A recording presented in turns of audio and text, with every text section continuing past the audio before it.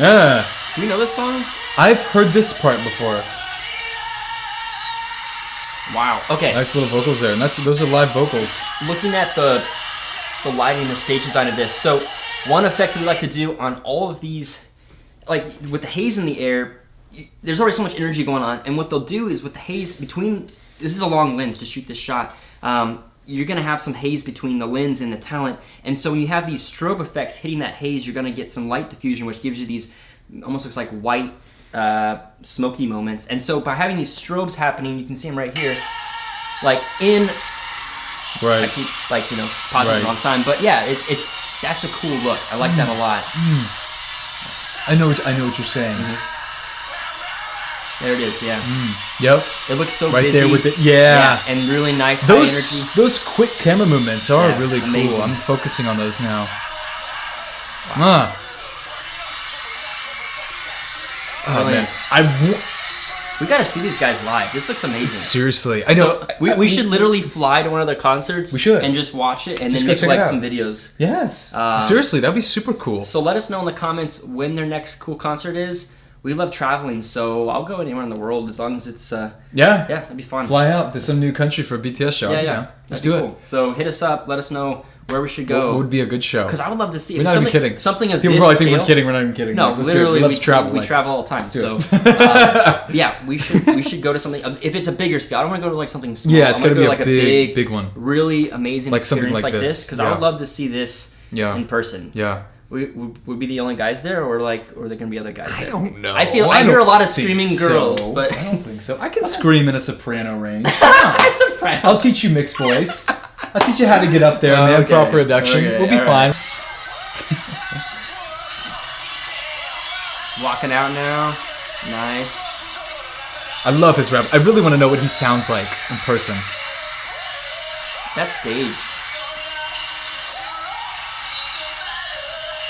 So you heard a little bit of the delay there between the live vocal and then the backing vocal. And again, most concerts like this, what they'll do, I mean, I'm honestly even surprised that they have any of their actual live vocal mix in it. And it's not that it's a bad thing that they have a vocal track. I mean, this is something that almost everybody will do. And what they'll do, I'll even do this at times depending on how big of a room it is, depending on how bad I think the reverb might be. But you'll have a lead vocal in there, maybe 20% up in the mix of what it normally would be.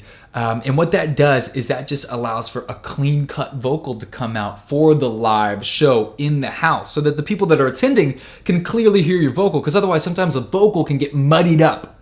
So a bunch of low end frequencies can get muddied up together, like you got a kick drum, you got cymbals, you got the bass, and it can just be hard to hear that lead vocal. So many times what they will do is they'll have the backing vocal about 20 to 30 here. It's probably around 40 to 50% because they're doing so much dancing, maybe even 60% because they're doing so much dancing here. But what they'll do is they'll cut the low end frequencies, or many of the low end frequencies, boost the high frequencies so that it sits on top of all the low frequencies like the bass, the kick, and those vocals really come through. Yeah, and then the vocals kind of it helps the vocals cut through as well. So yeah, nice. Anyway. I think I noticed something. Can you just take it back here? Yeah, for sure. So they had this transitional piece where they're walking out. So you have to choose a good time in your song when that makes sense for them to walk out, because they were downstage a bit, and now they're walking upstage. And they're onto this extension. You got to figure out when's a good logical time for them to do that in the song. So that's something that producers talk and think about, because now they have 25 seconds it takes them to walk from there to there, and so you time it all out. You figure out like when it works. And I also noticed like they didn't light them right away. So here you have a more orange light, and then you have your follow spots hit them right there. There, boom, it hit them. So it would almost seem like a mess up. I was gonna say, so it's almost like they missed their cue as a follow spot operator, or it was purpose. Because like as soon as they left the stage lighting and went onto that extension, they should have hit them with follow spots. And I also would have faded them up instead of instantly on like that. So that either the op was like, yeah. So it's like, Steve, what are you doing on the follow spot? Steve, cue lights. A follow spot 8 and 7 go, and it's how many times do we have to tell you? So you gotta cross dissolve, okay? Number one, then you gotta fade in the lights. Yeah. Well, that's usually a follow spot op, or I don't know if maybe that was just a lighting cue with the overall stage wash from like moving fixtures that are rigged. I think we're dorking out too much on sorry, it. We'll keep going. No, it's me too, man. We will just go off together like it's crazy. This might even just be a stage wash, yeah. Yeah, there's some stage watch footage. Oh, fall spots too. That looks amazing. That was a great shot. Yeah. Oh, look at the choreography. You can hear the breath. You can hear how like out of breath they are from the energy. And now they have the flames behind them. What a great contrast. That looks really good. I didn't even notice that. Nice. Oh, okay. That's cool. one of my favorite shots to do live. So it's a jib shot where you're pushed in and you're moving and you're coming out. It's like 8 things at once. Look at that stage. You know, like literally if you watch it again, it just gives you such an amazing feeling when you see this. You're basically like in on the group and then you come out in this next shot here. Right. After this one, boom, and you come on out. You show the room, gives you some scale. Yes. Love that. That looks great. Great job, whoever did that. Nice push here. Wow. And that was cut right on tempo. Wow. Beautiful job. Is that Jin? He sounds great. He sounds great. Amazing. Ooh, nice little riff there. Little 3 notes. Oh, they got the fire coming out again. Looks like. Oh! Did you see? Did you see that whip? That was great. Down on that one. No, that was great. Okay, so there's so many. That's such a high risk shot to do because if you don't know, the director's gonna cut from you. Literally, like you end up with a whoop, and then like you're stuck on like there's there's Steve. There's Steve in the corner over there standing there like, what are you doing? I'm on camera. You know. So the fact. Okay, so this really shows next level like broadcast excellence because to be able to know that to rehearse that and to nail that so good. This is almost as good as the performance itself of the people on stage. So of just the back end, just the tech, like the shots and the shooting technique of this. I want to see that again. That was really amazing. Like just the timing for that thrills me so much. So that was good too. Even timing there, you got a nice little push here. Boom. Yeah, that was sweet. And look at that. Look at and they're zooming in on those moves. This is amazing. It really pops the moves. Amazing. Yeah. Wow. Zoom out when they landed. The Yeah. That production, wow. Yeah, I want to go to one of those. We should go, guys. Name a country. We'll wow, fly the out. super wide. That is so wide. Brilliant. That makes the room look so good. Look at that. Look how much stuff is going on. Yeah, they got their little jumbotron. It's like EDC. It is, yeah. It's so weird. I noticed this on the first video that we reacted to. They show the broadcast cut in the screens, the iMag for the crowd. iMag. So usually on those screens, we're just going to show, especially in America, we're just going to show close-ups of the talent because the viewing audience does not need to see a super wide shot of the room. Because they want to see what's on stage. So it's really interesting. They're taking the broadcast cut for the screens because you don't usually see that here. So that's kind of an interesting thing. Interesting. Because you almost always I know what you're saying. You're going to stick with the iMag, with the closer shots, which usually requires a separate team. They're using some of the same cameras, and so sometimes you have conflicting shots and stuff because iMag wants a close-up, but broadcast wants the wide from this one camera. Right. And so you're like, which one do we take? Which one do we take? So as a camera op, you're just like, I don't know what to do. So sometimes they'll bring in cam ops just for iMag and just for broadcast, and there'll be 2 separate things. But this show looks like it's just a fully broadcast show. And they're showing all those elements on the screens, which is kind of interesting because oftentimes it's almost cool when you're on a wide shot like this for those screens to show a close-up of somebody, so you still actually see a close-up somewhere, and you can actually still see them even though you're seeing the whole room. So for this, it's another shot. It's like it's the same shot in the screens as it was. So it's it is different filming techniques, but cool to see. Yeah, it's amazing.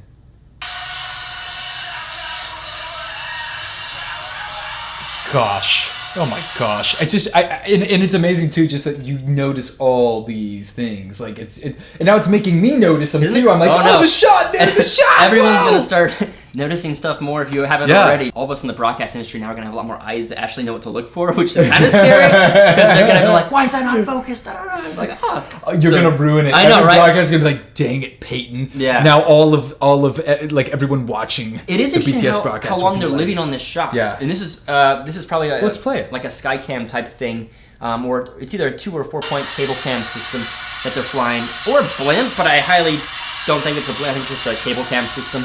But they're living on it so long. So it's because of that. All the stuff going on. Right yeah. there. So there's 2 reasons they're going to do that. One is if there's a lot of stuff going on like that. Right. It's a great way to kind of end the segment. Right. 2, if someone if a cam op goes down and they really need that shot and they can't take it they live on the wide. Something weird. Yeah. Happened. So the wide super wides are always our safety shots. So whenever we come to a super wide, like Steve tripped on the darn cord. Oh, I've done that, dude. Rolled an ankle, and I've passed out. I've passed out on live TV. They literally came to my shot. I was a cam op. I was pushing on a drum set, And then I don't know what happened. I just passed out and fell over. So the shot was, I watched it later. There's the drum set, and then whoop, there's the ceiling. And so they go to the safety shot, which is the stage wide, and there I am laying on the ground. And then like they hold there for a second, and they're like, "Peyton, are you okay?" And then apparently, and then a guy comes up and grabs me and like starts pulling me off the stage. And then they cut into someone else on a tight. No. Yeah, and then they cut like 2 more shots later. So that's live. And then they still see me pulling me off. Why did that go viral? Do we have a video of that anywhere? There's a lot of cam up fail videos out there. I don't think it was that big of a broadcast, but yeah, they live on this for a long time. Wow. Wow. That was really Awesome. well done. And the rack out at the very end, so he took him out of focus. There's 2 ways to do that. There's rack the wrong way, which is towards the background elements, which then bring those into focus. And then there's rack foreground, which makes everything go out of focus. And if you're not in a... That was insane. Yeah. Like, I was freaking out by the end of it just as much as you were. Yeah, man. Like, just the whole visuals. I mean, as far as the vocals and the audio goes, they sound great as usual. I feel like there's not... With that kind of song, it's such a high-energy song. It's not really... a song that you would analyze as much vocally, because really that's just like, you just want intense, you want energy, right? You want to just portray energy. They did a great job of that with the dancing, but I feel like a lot of it came down to the entire production. Yeah, it was very well oiled. Like from a production standpoint, everything I saw was pretty flawless. I mean, it's pretty cool. From what I was reading in the comments in the other video we did, people say they actually rehearsed this a lot from a broadcast standpoint. A lot of times the broadcasts that I get to work on, we don't get a lot of rehearsal time. It's a lot of like, you gotta have to kind of figure this out live. Like, just so you guys know, for some context, half the time I'll be like, "Hey Peyton, where are you headed to today?" He's like, "Oh, I'm going to China, or something like that, or I'm going to wherever, right? Yeah, Germany or some Hawaii or whatever." And I'm like, "Well, what kind of show are you working on?" And sometimes you're like, "Well, we'll see." Yeah. You know what I mean? Like, we'll see. When you show up there, then you kind of figure it out. Yeah. And, but then you know the show. But sometimes like 2 days before, you're like, I don't know. Right. So anyway. It's really cool to hear that they actually do get a lot of rehearsal time. And from what a couple comments said, like even some of the camera team travels with this group. That makes a lot of sense. It does make a lot of sense because the timing on those shots are just too perfect. So perfect. They had to practice amazing. that. Probably just as much as they practice dancing. Right. So if they do really get a lot of rehearsal time, obviously they're probably gonna have stand-ins that are on stage for these actors or these singers, I should say. Yeah. And so I'm gonna guess that they just have people walking around with different things with names on them and stuff, and kind of just standing in for them so they can rehearse this, because I feel like this was too well shot and produced to not have been rehearsed quite a few times at least. With all those zooms. I was blown away. Like I would love to see that happen here more with groups. Maybe it's just because I'm a little bit younger, and so I like the energy from it. I can definitely see older people being like, "What in the world's going on here?" Like that whole thing.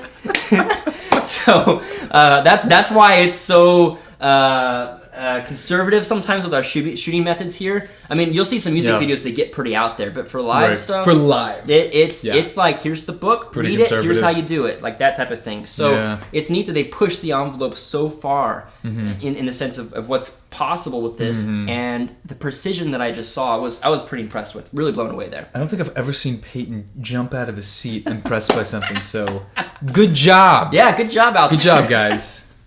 The back end of the BTS performances. Good job, crew. Well done. Yeah. Call me, guys. Let's work together. Guys, call Peyton. You guys, leave a comment. Figure out the production company that runs these BTS shows. I want to get Peyton on behind the scenes on one of these, I think it's a similar company that does management of the group as well. From what I've read in a couple comments, I think someone was saying that like it's a company that brings kind of them all. It's like a big umbrella company that brings everything on. Interesting. But I could be wrong. But that's at least what I read. Let us know what's going on with all that and how that all works, because I'm really interested by it. Interesting. Yeah, leave us a comment. All right, tons of love. Hope that you enjoyed this. Follow Peyton on Instagram. And real quick, if you want to learn how to sing, if you want to improve your singing, I know a lot of this wasn't much on singing, but if you are passionate about singing, you've got to check out Singer. Link is down in the description. Take the free 15-minute lesson. It's just 15 minutes. You're going to record your voice before it, go through the lesson, record your voice after. I dare you. You even said like people that think that you have to be born with the singing voice. You do not have to be listening born to your original videos and with you a sing. great sing. Listen to some of my progress originals that you've made, It man. was so bad. So even though you talk now, you have like this radio voice. It's just like ridiculous. And I didn't even have that it's either. All these exercises. But it's all singing, right? The intonations that I might speak with, I'm thinking about it from a singing perspective too. Right. So I didn't used to be able to do this. This is all from singing. So singing can really change your life. You've got to check out Singer. I'm telling you, you don't have to be born with a great voice. I couldn't sing to save my life when I started out. Peyton can attest to that. You've heard some of my old videos. You guys can check them out on YouTube. And I'm telling you, if I can do it, you can do it. So if you're even like excited about singing in the shower, you know what? I don't even care. I just want you to try this free lesson because it's going to get you excited. You might think there's no way I can improve. Or you might think, man, I'm so good. There's no way I can improve. Try this free lesson. I'm telling you. It's like hours and hours. Like 70 hours or something. When you get into the full Singer program, Crazy. 70 hours of content, over 100 on-demand lessons. I'm instructing everything. And then I'll also give you feedback. You join a private community where other very talented singers can give you feedback. Right. I can personally give you feedback. I can encourage you. I will know exactly what you'll need to work on. So many people in that group are getting so excited because they'll send in their progress every week, and I'll be like, okay, perfect. Now let's work on your pitch. Now let's work on your intonation here or here, your articulation. And so